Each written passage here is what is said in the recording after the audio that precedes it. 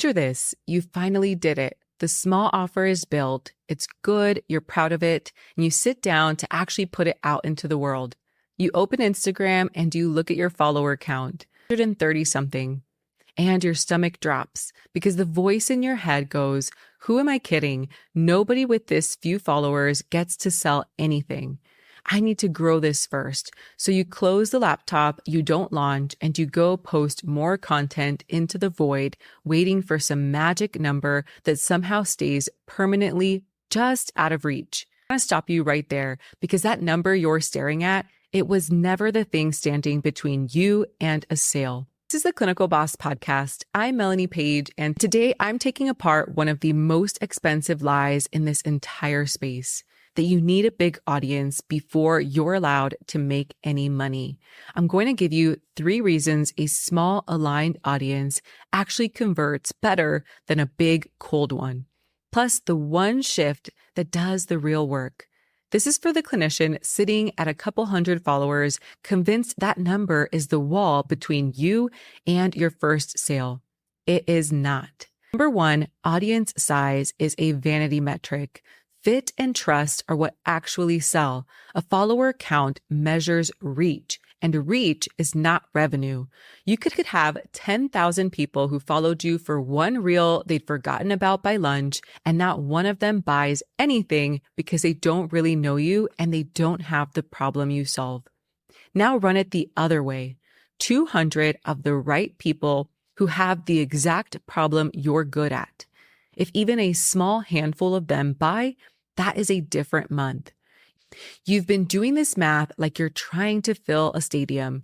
You are actually trying to fill a room. Number 2, small isn't a weakness here. It is the advantage. When your audience is small, you can actually talk to the people in it. You can read every reply. You can answer the message. You can ask someone what they're stuck on and get a real answer from a real person today. That is a superpower the big accounts lost on the way up. They're broadcasting at a crowd. You're having a conversation, and conversations are where trust gets built, and trust is what people pay for. Stop apologizing for being early. Early is intimate. Use it while you've got it.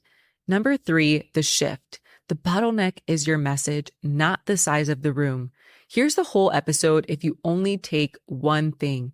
The thing between you and a sale is almost never how many people are listening. It's what you say once they are. You can stand in front of 10,000 people and describe what you do so loosely that not one of them realizes you're talking to them. Or you can stand in front of 200 and say the one sentence that makes a person freeze and think, that's me. That is my exact problem. The second one sells every time. We obsess over growing the room because it's easy to measure. Getting the message right is harder, quieter work, so we avoid it and blame the numbers instead. The problem was never the size of your audience. It's the clarity of what you're saying to them. 3 things this week. 1, stop using your follower count as your readiness number. Instead, count how many people you could personally message right now who actually have the problem you solve. That, not the vanity number, is your real audience. 2, go talk to a few of them. A genuine message, a real question about what they're struggling with. You can do that precisely because you're small. Do it. 3, make your offer to the people you already have. Don't wait for the stadium. Make it to the room. And if you haven't pinned down what form your offer even takes yet, whether it's a course, coaching, a CEU, or a community, that's what the expert era quiz sorts out. It won't write your message for you, but it tells you your vehicle, and it's a lot easier to get clear on what you say once you know what you're actually selling.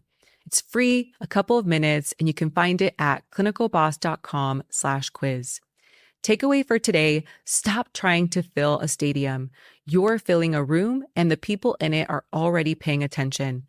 Your job was never more followers. It's a clear message to the ones you've already got. It raises the obvious question, and it's the one most clinicians get completely wrong. What do you actually say? Next episode, I'm going to tell you why your dream client does not care about your years of experience or your credentials and what they're actually listening for instead. It's going to sting a little. Bring a thick skin. See you next time.